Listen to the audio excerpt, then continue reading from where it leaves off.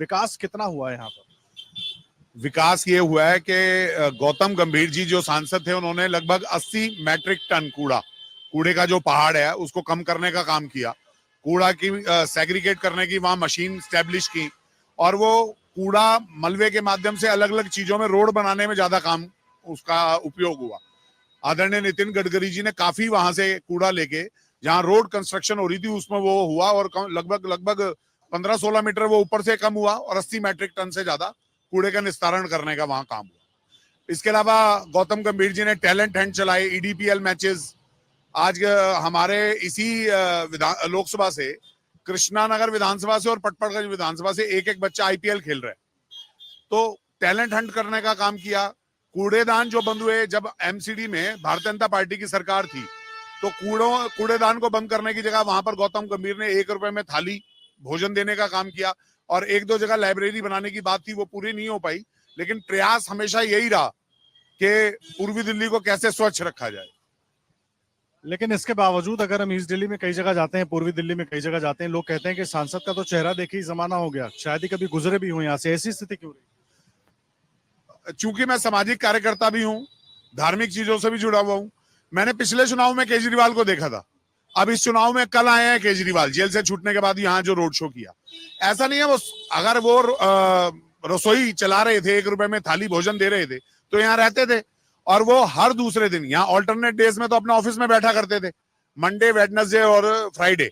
और उसके अलावा बाकी तीनों दिन अपना जो उनका गांधीनगर में कपड़े की दुकान है, प्रतिष्ठान है, वाईटीसी योगेश ट्रेडिंग कंपनी, वहां बैठा करते थे। वहां अवेलेबल थे, इजी अवेलेबल थे सबके मिलने के लिए, सब जगह आते जाते थे।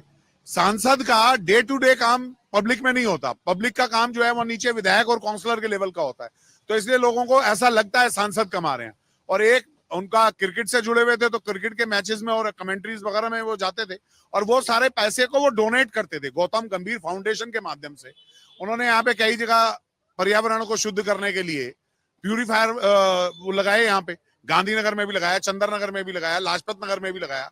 जिस समय पूरी दिल्ली स्मॉग और प्रदूषण से ग्रसित थी और केजरीवाल कोई काम नहीं कर रहे थे। केजरीवाल एक झूठा श्रेय लेते हैं कि पहला टावर उन्होंने लगाया, नहीं, पहला टावर गौतम गंभीर ने लगवाया।